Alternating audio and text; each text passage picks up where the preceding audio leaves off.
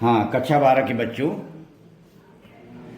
अब मैं आप लोगों को संस्कृत दिग्दर्शिका का पंचमः पाठा यानी 5वां पाठ पढ़ाने चल रहा हूँ। आप लोग ध्यान से सुनिए। पाठ का नाम है सुभाषित रत्नानि।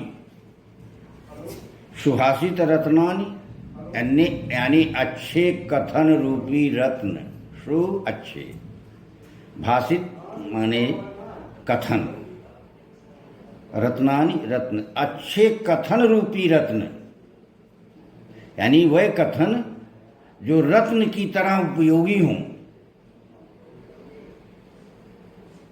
तो कहने का तात्पर्य, इस पाठ में जब अच्छे कथन रूपी रत्न नाम दिया गया है तो कहने का तात्पर्य वह कथन जो उपदेशक हों, उपदेश परक हों, ज्ञान वर्धक हों, शिक्षाप्रद हों। तो बच्चों,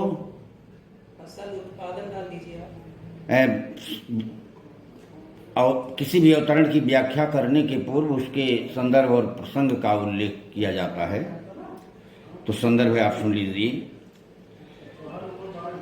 प्रस्तुत श्लोक या प्रस्तुत पद्यावतरण या सिर्फ प्रस्तुत अवतरण हमारी पाठ्य पुस्तक संस्कृत दिग्दर्शिका के सुभाषित रत्नानि नामक पाठ से उद्धृत है।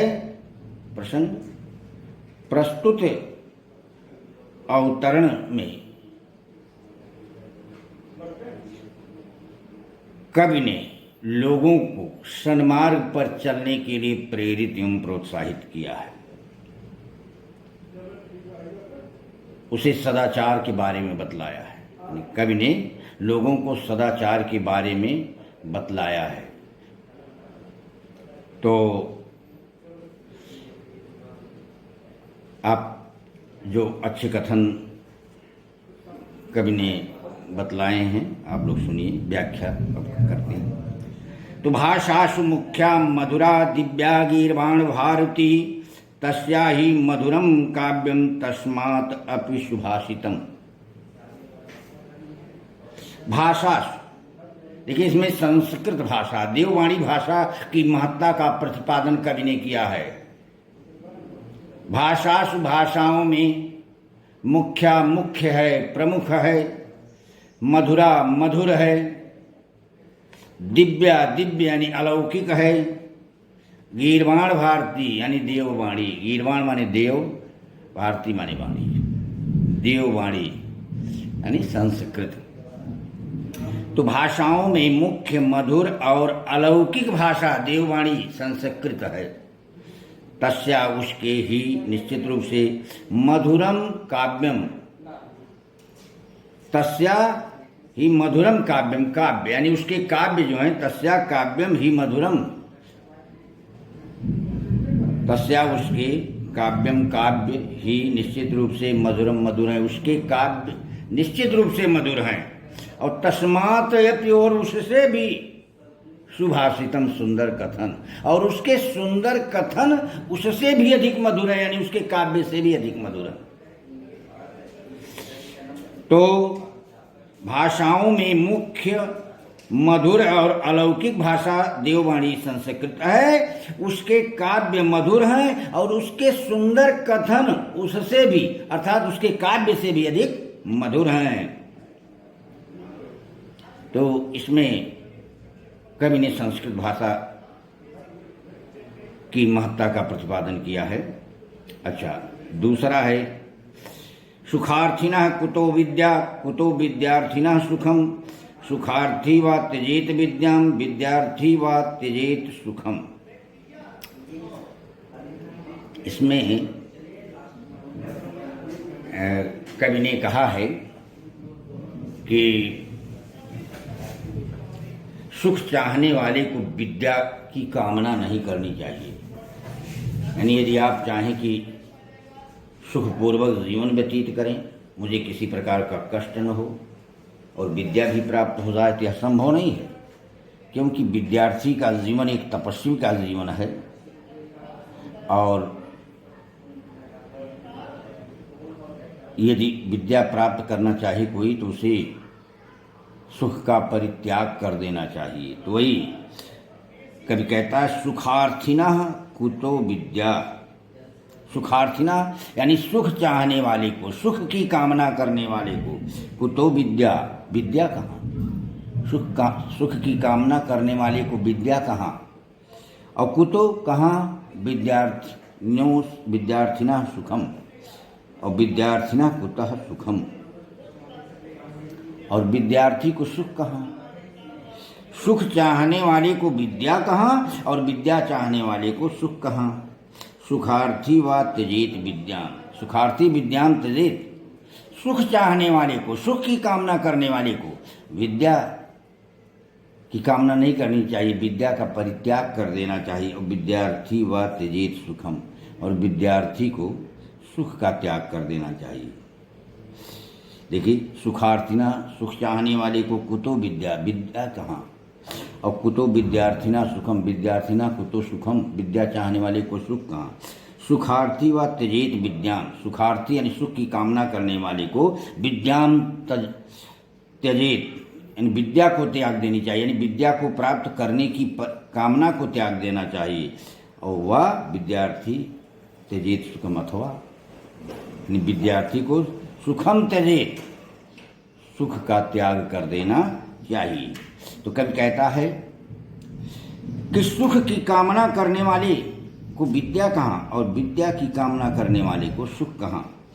सुख की कामना करने वाले व्यक्ति को विद्या की कामना नहीं करनी चाहिए, विद्या का परित्याग कर देना चाहिए। और विद्यार्थी को सुख का परित्याग कर देना चाहिए।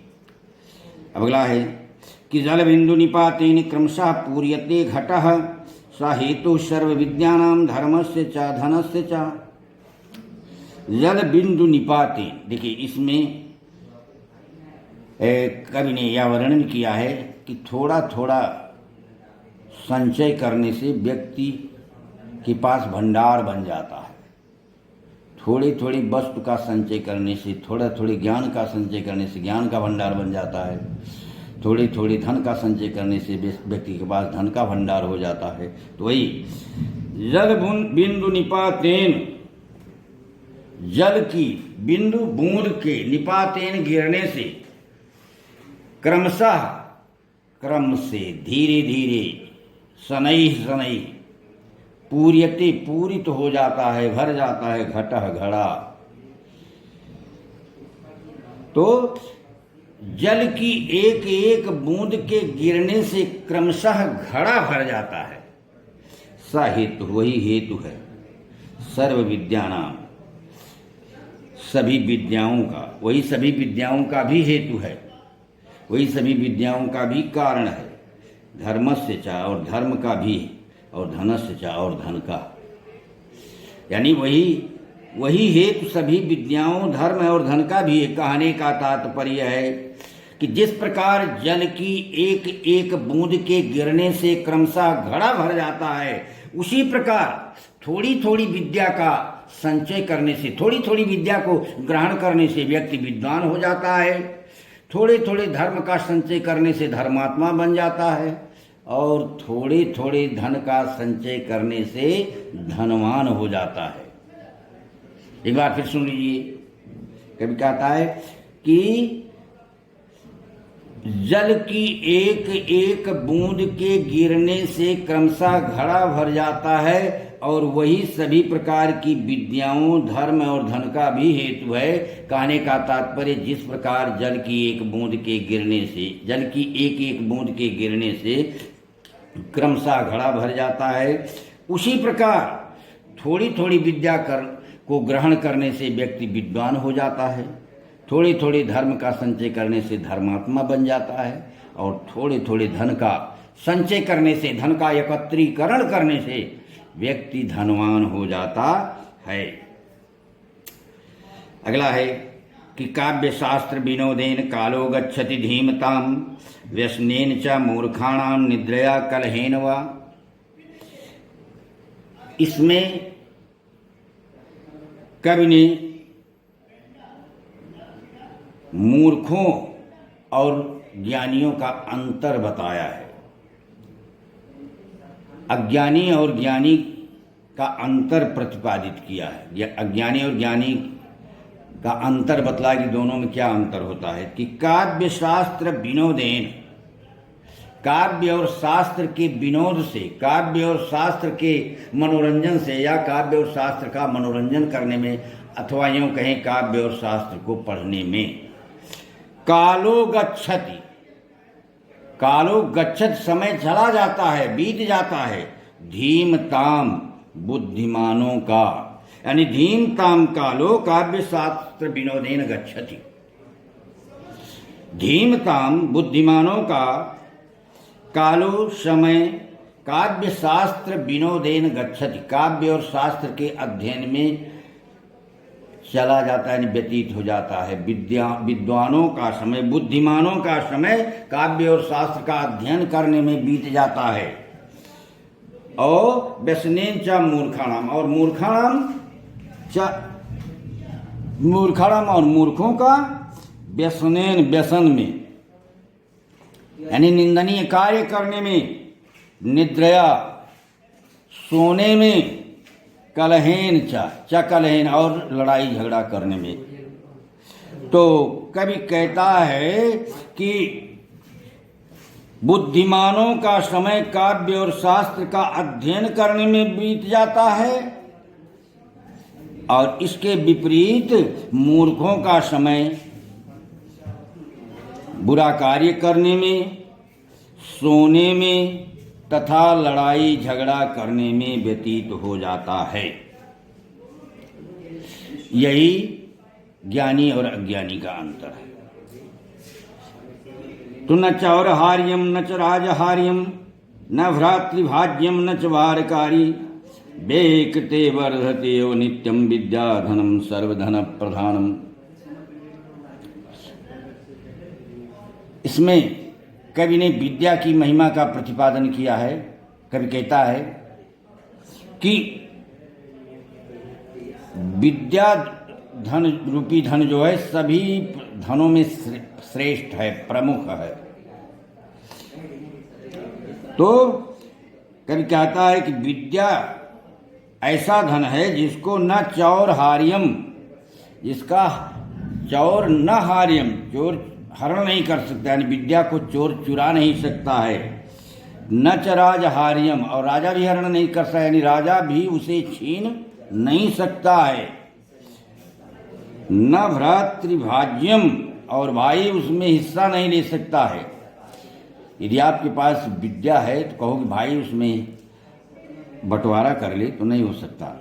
तो विद्या को भाई बांट नहीं सकता है। न च भारकारी, और भारकारी नहीं होती, यानी विद्या बोझ स्वरूप नहीं होती।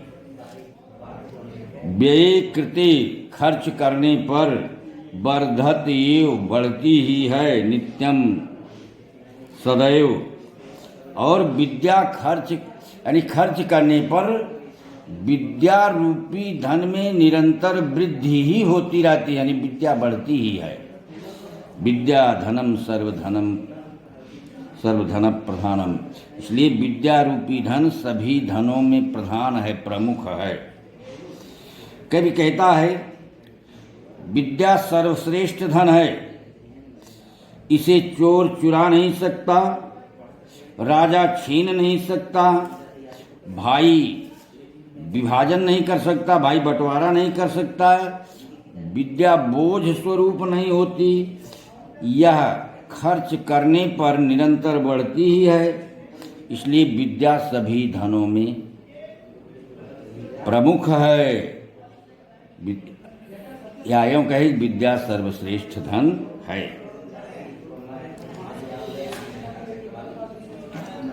तो परोक्षे कार्य हंतारम प्रत्यक्षे प्रियवादिनाम अवर्जयतादृशम मित्रम विष्कुंभम पयोमुखम। देखिए कवि कहता है कि मित्र, वास्तविक मित्र वही हैं जो विपत्ति की कसौटी पर खरे उतरे, जो बुरे समय में आपका साथ दें, तो और जो आपके सम्मुख तो मीठा मीठा बोलते हैं, आपके सम्मुख आने पर मृदुल वाणी का प्रयोग करते हैं, किंतु पीठ पीछे आपकी बुराई करते हैं, आपके काम को बिगाड़ते हैं, तो ऐसे मित्र को त्याग देना चाहिए। तो ही परोक्षे कार्य हंतारम, कभी कहता है कि परोक्षे यानी अप्रत्यक्ष रूप से कार्य हंतारम, कार्य को बिगाड़ते हैं, जो आपकी आपका प्रत्यक्ष रूप से काम बिगाड़ते हैं, या पीठ पीछे आपकी बुराई करते हैं और आपके कार्य को बिगाड़ देते हैं, आपके बने हुए काम को भी बिगाड़ देते हैं। और प्रत्यक्षे प्रियवादिनम, और प्रत्यक्ष यानी सम्मुख रहने पर प्रियवाणी का प्रयोग करते हैं, मीठा मीठा बोलते हैं। वर्ज एतादृशम मित्रम, एतादृशम मित्रम वर्जयेत, वर्जेतादृशम मित्रम यानी एतादृशम मित्रम वर्जयेत, ऐसे मित्र का परित्याग कर देना चाहिए, ऐसे मित्र को, ऐसे दोस्त को त्याग देना चाहिए, छोड़ देना चाहिए। कैसे?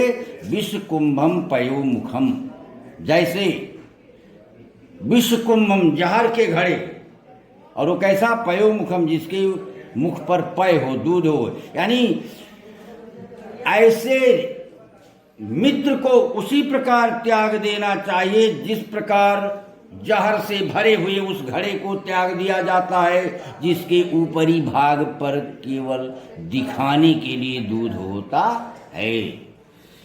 तो कभी कहता है कि जो लोग अप्रत्यक्ष रूप से आपका काम बिगाड़ते हैं, यानी पीठ पीछे बुराई करते हैं, और सम्मुख आने पर मृदुल वाणी का प्रयोग करते हैं, मीठा मीठा बोलते हैं, ऐसे मित्र को, ऐसे कपटी मित्र को उसी प्रकार त्याग देना चाहिए जिस प्रकार जहर से भरे हुए उस घड़े को त्याग दिया जाता है, जिसके ऊपरी भाग पर दिखावे के लिए दूध होता है। तो उदेति सविता ताम्रः, ताम्रः एव अस्तम एति च, संपत्तौ च विपत्तौ च महताम एक रूपता। इस श्लोक में कवि ने यह बतलाया है कि चाहे सुख हो अथवा दुख, दोनों ही स्थितियों में महान पुरुष एक ही समान रहते हैं, यानी उनके ऊपर कोई प्रभाव नहीं पड़ता है। तो वही कि उदेति सविता ताम्रः, सविता उदेति ताम्रः, सविता सूर्य उदय होने पर ताम्रः लाल रंग का होता है, और ताम्रः एव लाल ही होता है। अस्तम एति च, अस्त होने पर भी, सूर्य उदय होते समय भी लाल होता है और अस्त होने पर भी।